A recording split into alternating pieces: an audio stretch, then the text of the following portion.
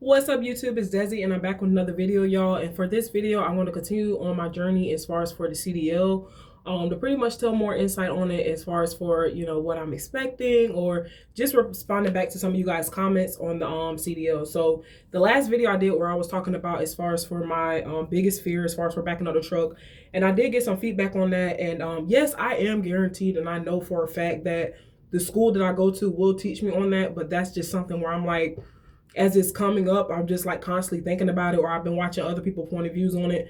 I'm just one of those type of people where when I'm getting myself into something, I like to watch, videos that's pertaining to that subject, so I'm aware of what's going to happen or what's going to go on. I don't like things kind of being fairly new to me. I just like to kind of know what I'm getting myself into. But this video is going to talk about as far as for why do I want to choose to go to a community college type school instead of going to one of those truck driving schools that can just automatically employ you. So if some of y'all pretty much know, I was looking into going to FSCJ. So here I stay in Florida, and basically FSCJ is one of those schools. It's kind of like a community college, basically like one of those colleges that's like basically here in the city that you stay in, and it's different locations, and pretty much they range from different things. It's like a cheaper route when you're doing like nursing schooling or CDLs or medical assistant, dental assisting, ultrasound tech, anything like that. You basically getting the same exact treatment that you would get at a university, just at basically a state college. So FSCJ offers night classes for the CDLs. It's $2,000, and the CDL night classes from 6 to 10, and it's a 4-month program. Now I know most people, they may say that's too long versus when you're going to one of those type of schoolings that's a trucking schooling where you would work at 8 to 5. Like for instance, Roadmasters, they work at 8 to 5. I'm sorry, not work. The schooling is 8 to 5, and the schooling is for 1 month, but the cost of the schooling is $7,000. But they also have where if you go to that schooling and you graduate, you can work for a company as well too. And every time you're working, they could deduct from your paycheck as far as for going back into schooling. So that was another option. So some people I noticed have been commenting underneath my videos, and they're saying things like, well, why won't you go to a trucking school or anything like that? And so that way you can have a guaranteed job and stuff like that. So me personally, to answer that, I still have to work. There's still bills that needs to be paid. So that's why, now I'm making sure I do my research on the schooling and stuff. And I also want to make sure that I know what I'm getting myself into.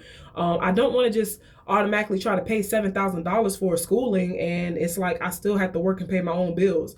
And again, Roadmasters is from 8 to 5 in the morning. So I still work, you know what I'm saying? I still work in a doctor's office as a certified medical assistant, and I still have to pay my bills. So that's why I'm to the point where I'm like, I'd rather just do FSCJ, get my CDLs, do the night classes. I work my regular job in the morning, get the CDL class done at night, get my CDLs, and that'll be that. Now, as far as for the driving experience, I will have to see what company will be willing to help me out. Now, I do feel like FSCJ will give us the resources on where to look at for jobs, but as far as for us getting actual employed, I won't know how that works until I actually go to the schooling.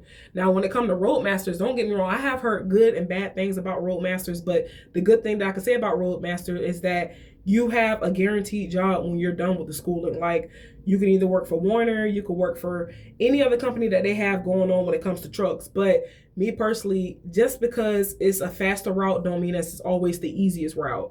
And I'm starting to learn that a lot in life. So that's why I just kind of feel like, if I'm able to get accepted in the FSCJ for CDL night schooling, for truck driving, I will definitely do it. But if I don't get accepted into that, because it's only 9 slots for the night classes, if I don't, then I was thinking about trying to find another way where I could possibly put my job on hold for a month until I get my CDL schooling, my CDL, experience, and then go back into my job. Because I'm sorry, but bills have to be paid no matter what you got going on. So that's pretty much that. But I do love the input that everybody's giving, because truck driving isn't for everybody. But I'm one of those people where I'm pretty confident. Like, when I start looking into something, looking into it really good, and I like see how most females are doing with the industry with it, I just really start thinking like, you know what, I kind of want to do that too and see how it work out for me. So I'm hoping this video will help out for anybody that's becoming an upcoming truck driver, especially as a female.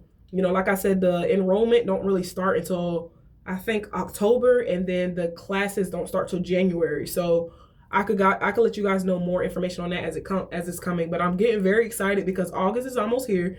which means it'll be 2 more months till I know as far as for if I really got accepted. So I hope y'all keep up with the journey with me, and I hope y'all stay safe. Peace, y'all.